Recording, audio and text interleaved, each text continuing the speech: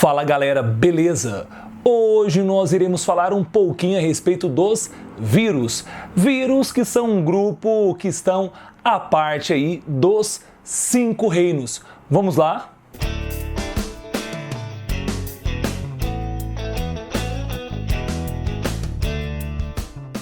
Então, como eu já falei, os vírus eles não irão participar dos reinos dos animais, nem dos vegetais, nem dos protistas, nem dos fungos e nem dos moneras, tá bom? O vírus, por que ele está fora dessa classificação dos 5 reinos? Porque ele então não é formado por célula e por isso muitos também não os consideram como seres vivos, tá bom? Então, o que seria um vírus? Vírus é uma entidade biológica, não é? Formada por um capsídeo, por uma cápsula feita de proteína com um material genético dentro, onde esse material genético pode ser tanto um DNA quanto um RNA, tá bom? Hoje nós sabemos que existem vírus que podem conter os dois, tá? Tipo o citomegalovírus. Mas para um processo seletivo, para uma prova, se cobra que o vírus tem ou DNA ou um RNA, tá bom? Onde o vírus que tem DNA, ele é considerado como um vírus. Agora, aquele que tem como material genético o RNA, esse é chamado de retrovírus, né? Algo retrô, algo retrógrado, algo antigo, né? São vírus que têm o material genético como RNA, ok?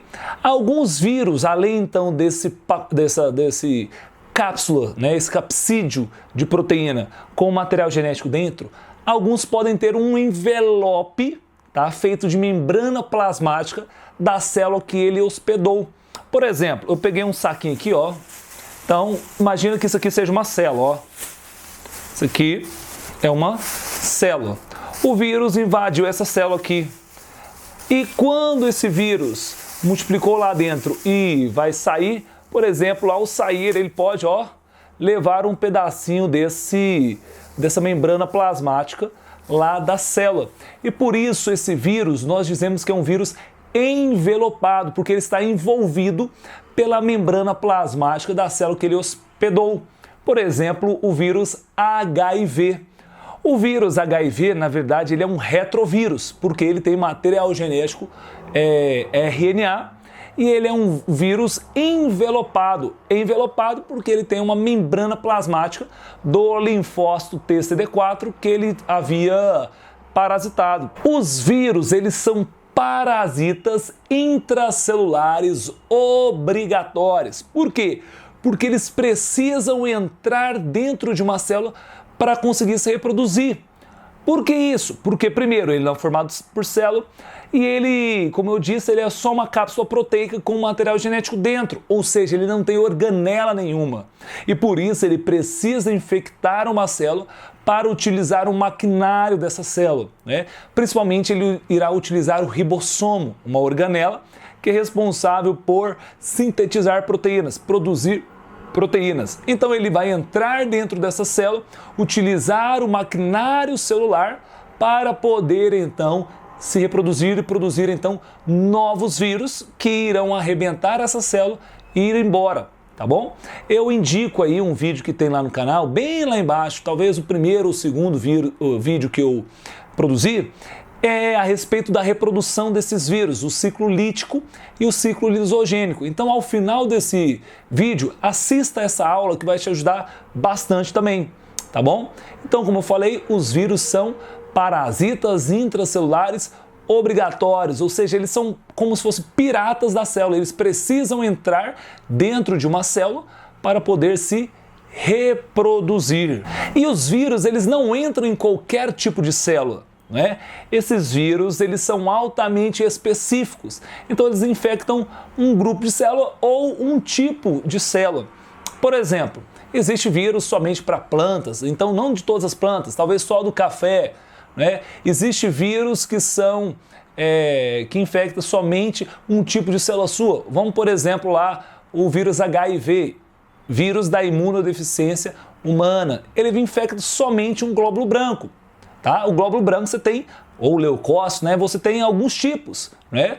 E ele vai infectar somente um desses tipos. Ele não vai infectar o macrófago, nem o neutrófilo, nem o basófilo, nem o eosinófilo.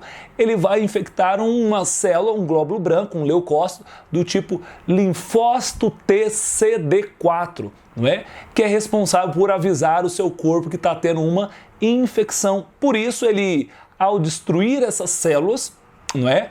Que avisam seu corpo que está tendo uma infecção, ao entrar qualquer outra doença, o seu corpo não vai saber, né? Então entrou um agente infeccioso lá, seu corpo não vai saber porque os linfócitos T, CD4, que avisam seu corpo que está tendo uma infecção, foram destruídos durante a reprodução dos vírus HIV, não é? E então você pega uma outra doença e morre. Por isso que eu digo, ninguém morre de AIDS. As pessoas morrem de uma outra doença que ele adquiriu, tá? Porque os linfócitos TCD4 dele estavam em pequena quantidade porque foram destruídos pelo vírus HIV e por isso então o seu corpo não está sabendo que está tendo uma infecção e você morre, por exemplo, lá de tuberculose, que é uma doença causada por uma bactéria. Os vírus têm um tamanho muito pequeno, mas muito pequeno mesmo. Imagina uma célula sua perto de uma bactéria. A bactéria é muito menor que sua célula. E os vírus, eles são muito menores que a bactéria. Ou seja, é muito menor que as suas células, tá bom? Então são seres bem pequenininhos, tanto é que eles podem infectar algumas bactérias. Então esses vírus que infectam bactérias são denominados de bacteriófagos. Alguns cientistas consideram o vírus como ser vivo e outros como ser algo não vivo, não é? Aqueles que dizem que os vírus são seres vivos, dizem porque os vírus têm um material genético e todo ser vivo tem um material genético, né? Outros também falam assim, ele é vivo porque ele consegue se reproduzir e todo ser vivo consegue também se reproduzir. Mas muitos dizem que os vírus não são vivos porque, primeiro, ele não é composto por célula e todos os seres vivos são compostos por célula. Outra coisa, os vírus não têm metabolismo, eles não respiram, eles não se alimentam, né? Eles não produzem energia, tá? Eles não têm metabolismo. E também porque para conseguir se reproduzir, ele precisa de um hospedeiro, ele não consegue se reproduzir sozinho. Por isso, muitos dizem que os vírus não são vivos. Então eu vou colocar alguma figurinha para nós fecharmos esse assunto de vírus. Olha aí. Então aqui nessa figura nós conseguimos visualizar um pouquinho da proporção em relação ao tamanho desses seres, né? Então você tem aqui alguns vírus. Olha o tamanho desses vírus, né? O vírus do tabaco, por exemplo, olha o tamanhozinho dele, olha os bacteriófagos. Isso tudo, né, comparado a uma bactéria. Olha o tamanho dos vírus quando então comparados a uma bactéria. Isso é uma Escherichia coli, né? Uma bactéria bem simples e olha o tamanho dela comparado aos vírus, tá? O vírus Ebola um pouquinho maior, né? Então, mas mesmo sendo um vírus bem grande esse do Ebola, ele não chega nem perto do tamanho de uma bactéria.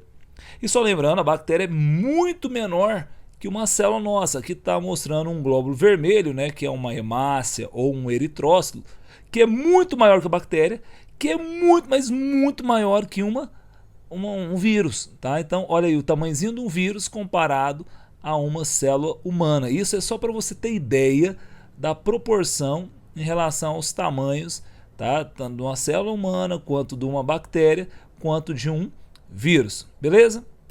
Vamos lá. Próximo. Isso aqui é só para a gente visualizar um pouquinho da estrutura de um retrovírus, né? Porque a gente está acostumado a visualizar um vírus, que é uma cápsula de proteína com material genético, e às vezes quando se depara com uma figurinha dessa, fica desesperado, mas não tem do que se desesperar. Por exemplo, aqui nós conseguimos visualizar o material genético dele, que no caso é um RNA, por isso nós dizemos que é um retrovírus. E aqui você tem algumas proteínas, umas enzimas, no caso aqui, essa aqui é chamada de transcriptase reversa. Por quê? Porque essa transcriptase reversa transformará então esse RNA viral em um DNA viral lá dentro da célula do hospedeiro.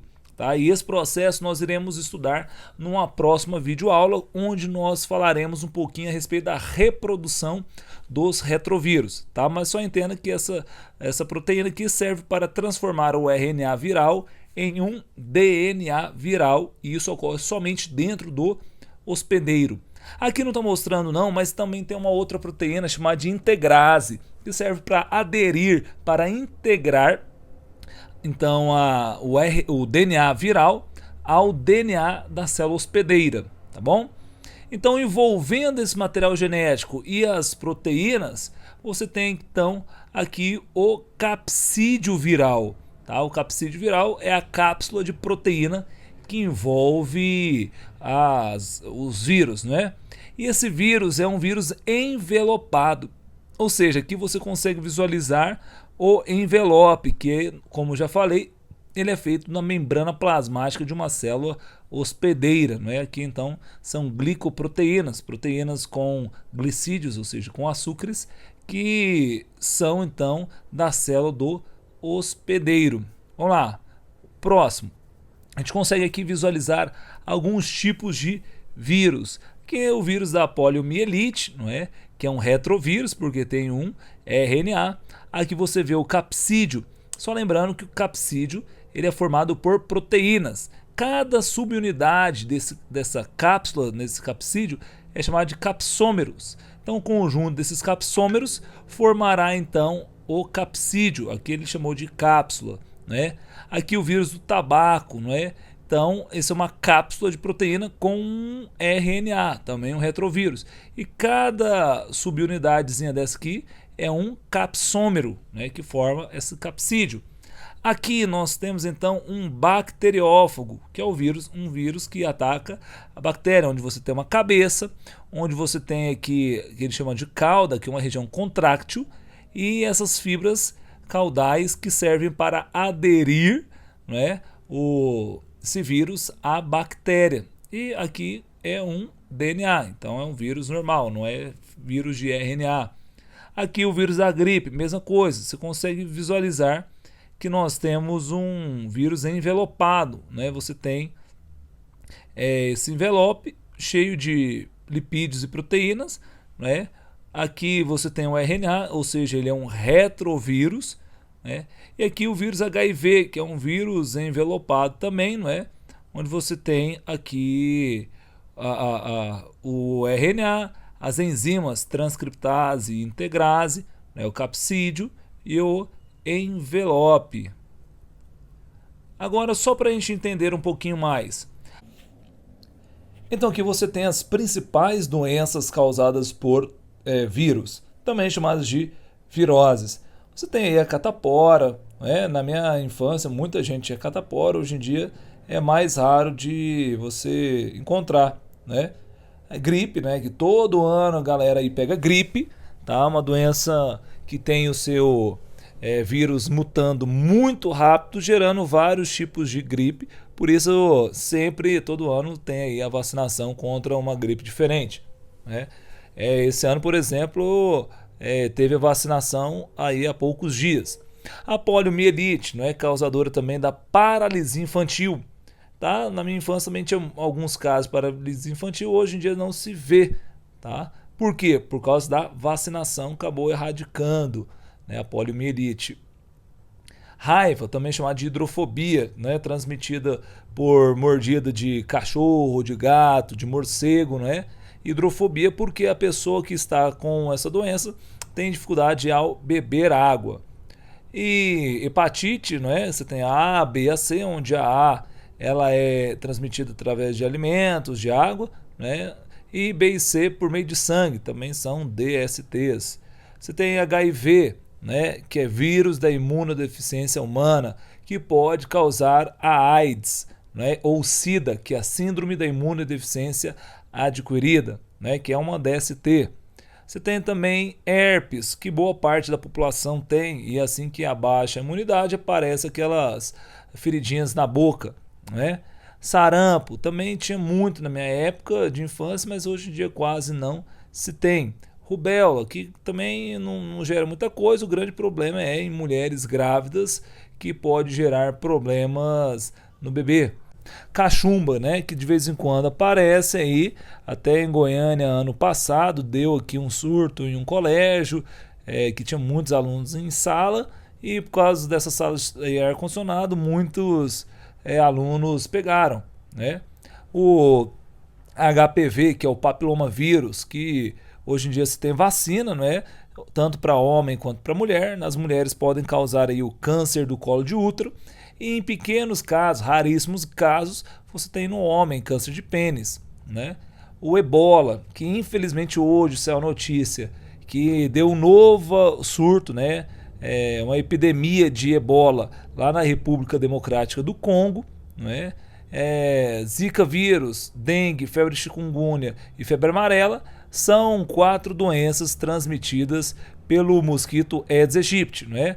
A Zika, que até ano passado foi muito debatida aí, porque apesar de ser bem tranquila a Zika, nós vimos que havia relação com microcefalia, né? Má formação aí, o tamanho do crânio da criança ficava menor, né? Quando a mãe pegava Zika durante a gestação. Dengue, nós sabemos que ela pode ser do tipo hemorrágica e levar à morte, não é? A febre amarela, também transmitida tanto pelo Aedes aegypti quanto Aedes albopictus, né? E a febre chikungunya, também transmitida lá pelo vírus, ou pelo mosquito Aedes aegypti, e chikungunya é referente então a um dos seus sintomas, que é a dor nas articulações. Porque chikungunya significa aquele que anda dobrado, não é? Porque gera dor nas articulações e a pessoa fica então curvada. Então, pessoal, espero que você tenha gostado desse vídeo. Se você gostou, curta o vídeo, compartilhe com seu colega. Se você ainda não é inscrito no canal, se inscreva, que assim que sair uma nova videoaula, você será o primeiro a receber. Um forte abraço, até mais e tchau, tchau!